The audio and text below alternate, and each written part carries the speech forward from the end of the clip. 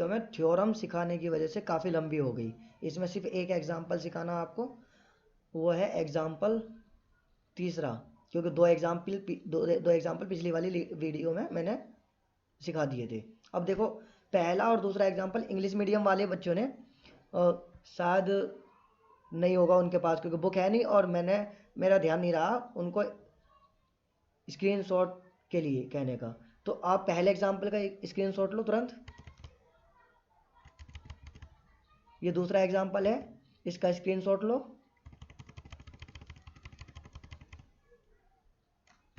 और ये तीसरा एग्जाम्पल है, इसमें भी आकृति उसने दी हुई है।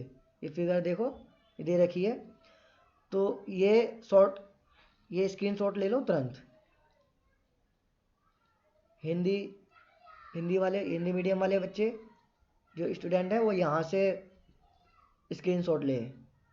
अब देखो, मैं ये तीसरा क्वेश्चन समझा रहा हूँ आपको।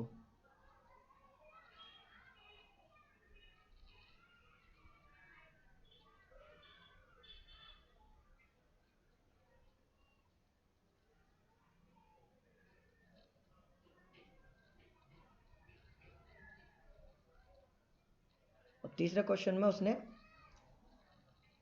ये आकृति भी दी है, आकृति यहाँ पर ले लेते हैं।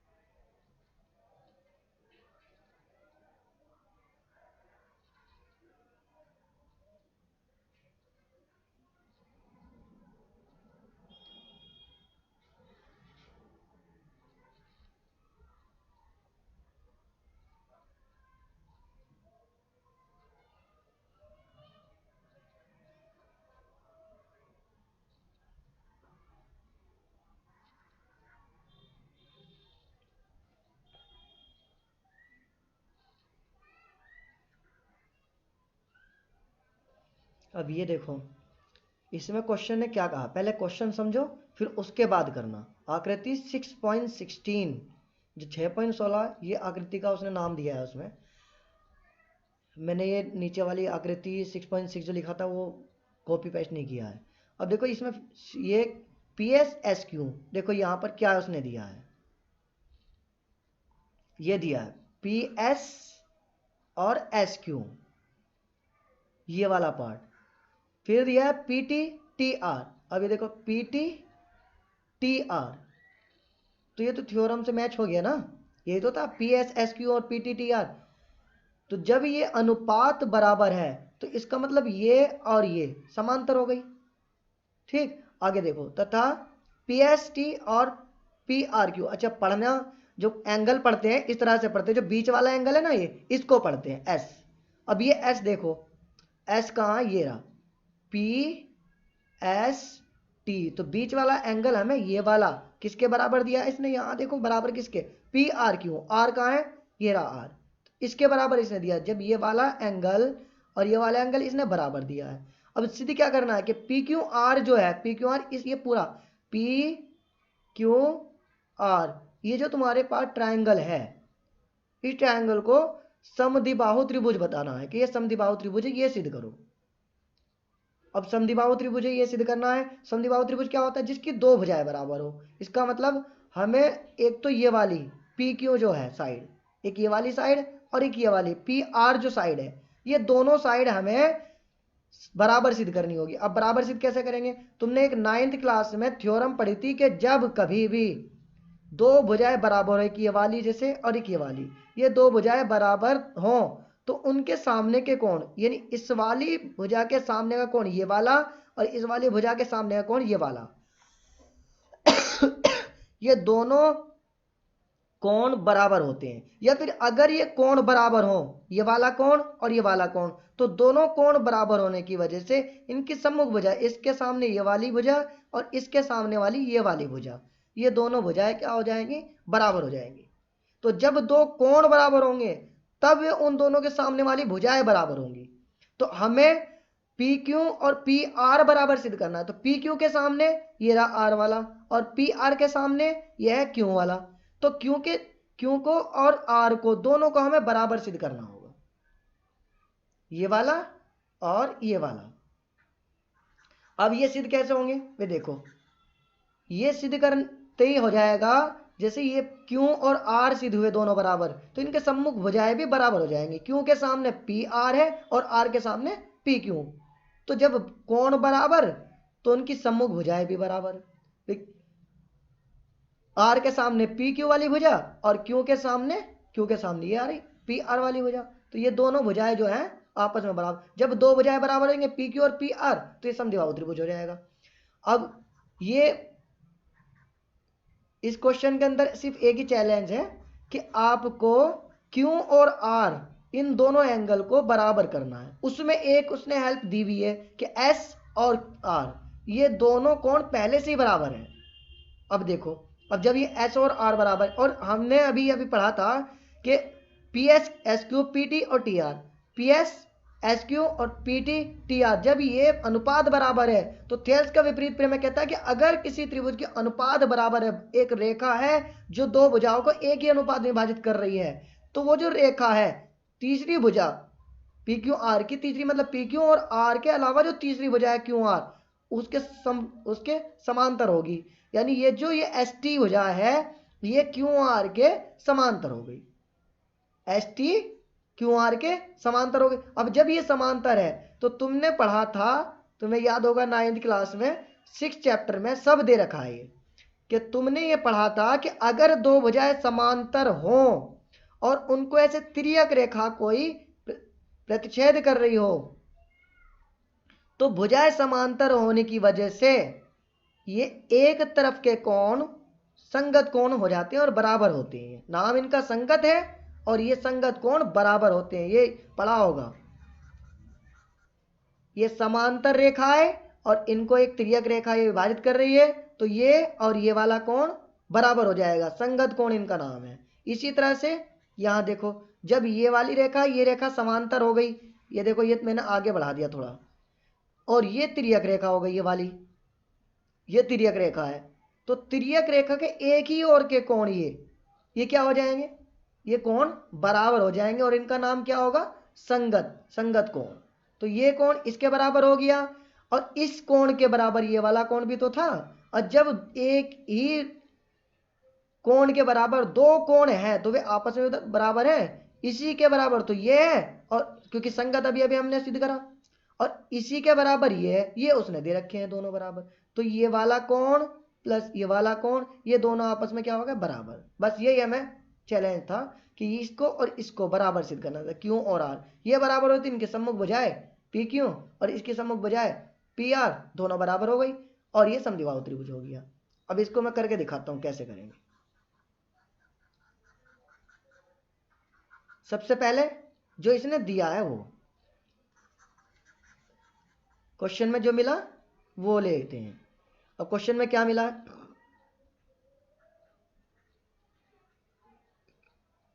दिया है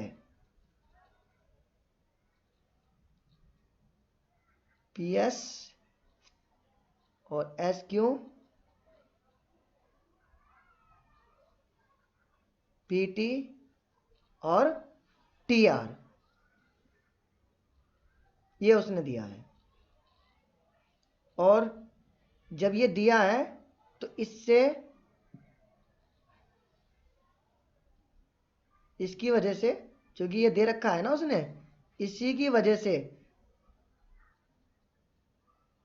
जब दो भुजाओं का ये अनुपात बराबर है, तो थेल्स का विपरीत प्रमेय 6.2 से ये क्या हो जाएगा कि ये जो अनुपात बराबर होने की वजह से, ये जो अनुपात बराबर है इसकी वजह से ये भुजा आपस में एस टी और क्यू आर ये दोनों क्या हो जाएंगे, समांतर।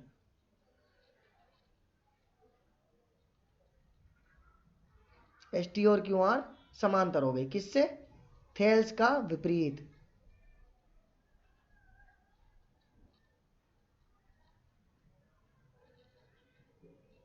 थेल्स की विपरीत प्रमेय, कन्वर्स ऑफ थेल्स।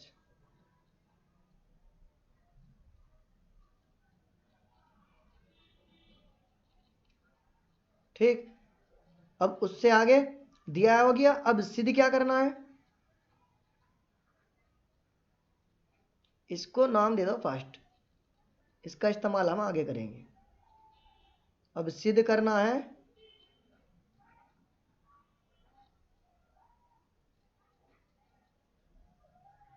सिद्ध ये करना है कि जो त्रिभुज पी क्यू आर है, पी क्यू आर, वो एक समद्विबाहु त्रिभुज है, एक समद्विबाहु त्रिभुज है।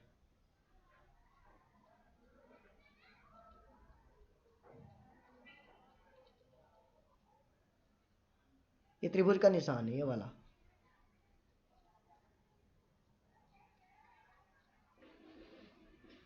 अब देखो, अब इसमें रचना की जरूरत है नहीं, बिना रचना के हो जाएगा ये। बस हमारे पास चैलेंज ये है कि हमें ये सिद्ध करना है, क्यों और आर, हमें सिर्फ इसको बराबर सिद्ध करना है।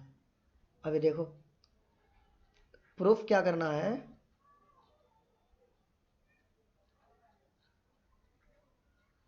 अच्छा इंग्लिश में आपको पता ही है कि यहाँ दिया है मतलब गिवन, सिद्ध करना है, सिद्ध करना है मतलब टू प्रूव, उपपत्ति प्रूफ। और थेल्स की विपरीत प्रेम है converse of Thales theorem. P Q R एक समद्विबाहु त्रिभुज है, triangle P Q R is a isosceles triangle, is an isosceles triangle. ठीक, triangle P Q R is an isosceles triangle, ये हमें प्रूव करना है, टू प्रूव। तो अब प्रूफ करें। प्रूफ में देखो हमें दो चीज़ दी थी सबसे पहले, ये भी दिया था इसने, ये वाला ये भी बराबर दिया था। तो यहाँ पे और करके लिख लेते हैं ये भी, और पी एस टी बराबर पी आर क्यू।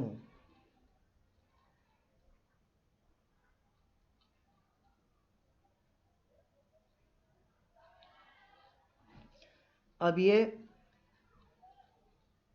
उपपत्ति में त्रिभुज क्या कौन सा है, त्रिभुज पी क्यू आर। पहले बताएंगे कि त्रिभुज किस त्रिभुज में बात कर रहे हैं हम, त्रिभुज पी क्यू आर में। अब त्रिभुज पी क्यू आर में हमें क्या मिला है, हमें देखो ये S T parallel Q R मिला है। यहाँ से समीकरण फर्स्ट नाम इसलिए दिया था हम इस्तेमाल कर सकें इसका, जिससे कि एस टी पैरेलल है क्यू आर के, ये पैरेलल है। यहाँ पे लिख देंगे कहाँ से आया, समीकरण फर्स्ट में हमने ये प्रूव कर दिया है, समीकरण फर्स्ट से। अब देखो एस टी और क्यू आर जब समरूप, जब ये समांतर हैं, तो मैंने समांतर अभी बताया ही आपको कि अगर ये समांतर हैं, ये एस टी और क्यू आर ये समांतर है और ये तिर्यक रेखा है, देखो ये, तो इसका मतलब इस तिर्यक रेखा के एक ही ओर के जो कोण है ये और ये वाला, इसका नाम तो दिया ये पी एस टी, और इसका नाम क्या है पी क्यू आर।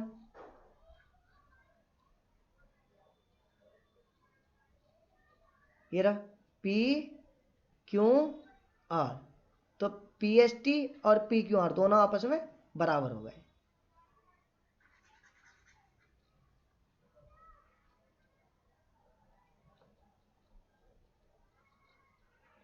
इसलिए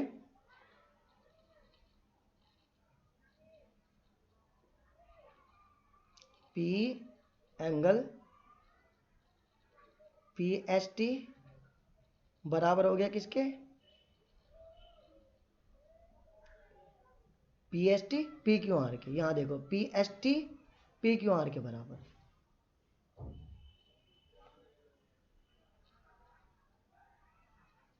पी क्यू आर के बराबर।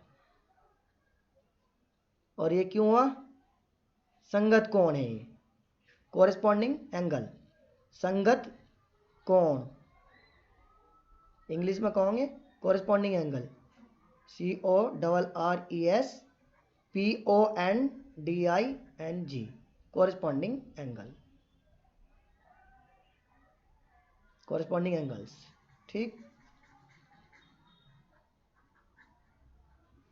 अब ये बराबर हो गया, और इसका नाम दे दो समीकरण सेकंड। Equation second. अब इसके बाद ये हमें दे रखा था उसने बराबर, ये देखो कुछ बराबर दिया था पी एस टी और पी आर क्यू, तो यहां लिख लें पी एस टी बराबर है किसके, पी आर क्यू के। ये समीकरण थर्ड हो गया। ये कहां से आया, ये दिया है उसने।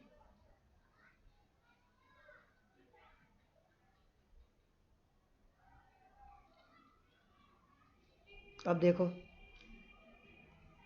अब फिर से वही बात कि पी एस टी और पी एस टी दोनों समीकरण में आ रहा है ना, यानी पी एस टी, ये पी क्यू आर भी पी एस टी के बराबर, और ये क्या नाम था इसका,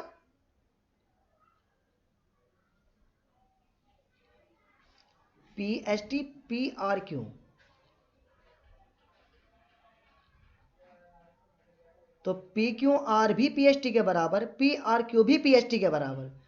तो समीकरण फर्स्ट और सेकंड से क्या हो गया, समीकरण सेकंड, सेकंड और थर्ड से, समीकरण सेकंड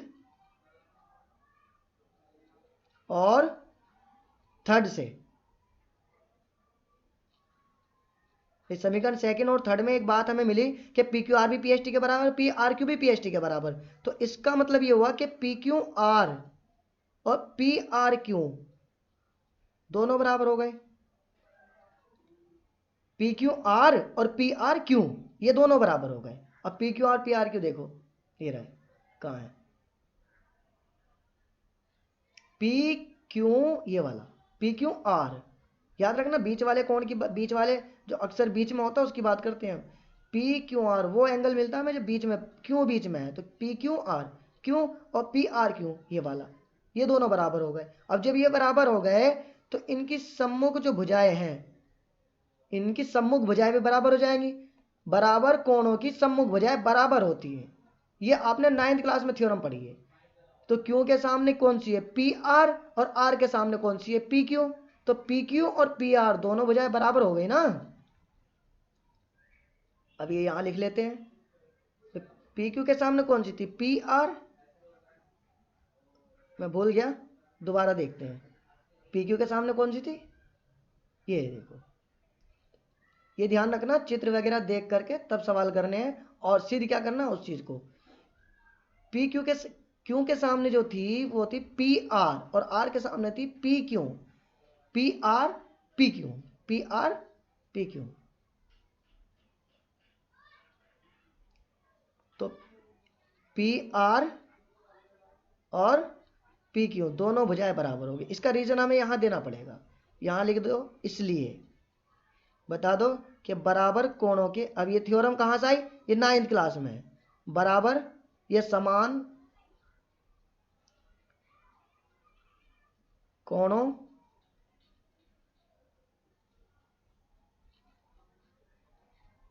की सम्मुख भुजाएं,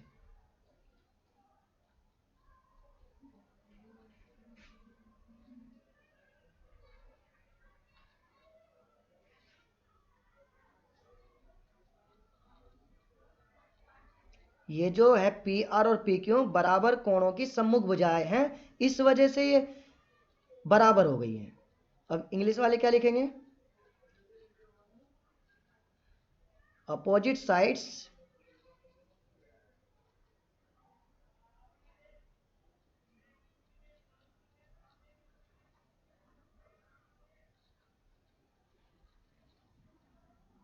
अपोजिट साइड्स ऑफ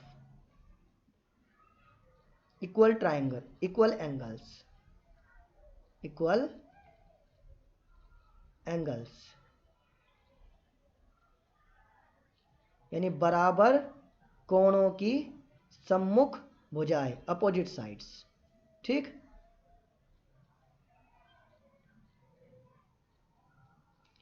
अब देखो ये पी आर पी क्यू ये दोनों भुजाएं बराबर हो गए ना, मतलब कि जो तुम्हारे पास त्रिभुज इसने दिया था, जो त्रिभुज इसने दिया था, ये त्रिभुज, ये त्रिभुज जो इसने दिया था, ये वाला, ये त्रिभुज P Q are, P Q are, ये जो त्रिभुज दिया था इसमें दो भुजाएं इसकी पी क्यू और पी आर बराबर हैं।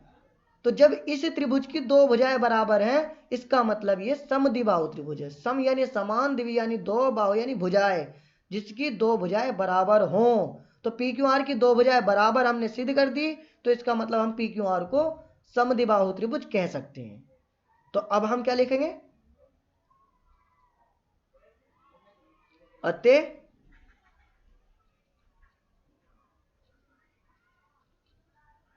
पी क्यू आर एक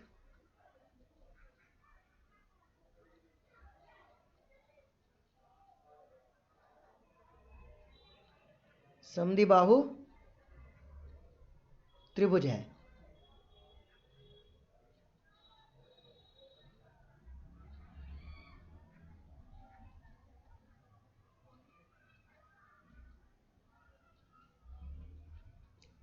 ये आपका तीसरा एग्जाम्पल था और तीसरा एग्जाम्पल भी कंप्लीट हो गया। अब आपको मैं 6.2 स्टार्ट करूंगा। तो आप 6.2 के लिए आप थोड़ा मैं दे देता हूं आपको,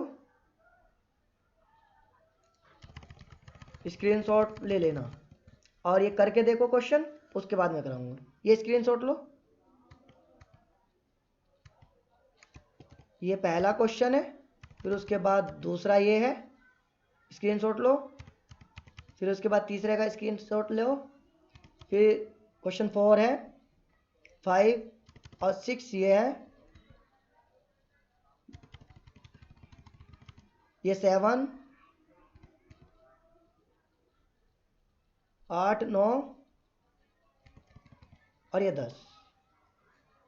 या लिख लो कॉपी में या स्क्रीनशॉट लो और इसके बाद खुद करके देखो, फिर मैं कराऊंगा, आप उससे मैच करना और कॉपी लेकर बैठो जब मैं कराऊं और साथ में करो और उसके बाद खुद करके देखो, फिर दोबारा चेक करो और समझ में ना आए तो दोबारा से वीडियो चलाओ और फिर दोबारा से वीडियो में देखो। ठीक, थैंक्स फॉर वॉचिंग।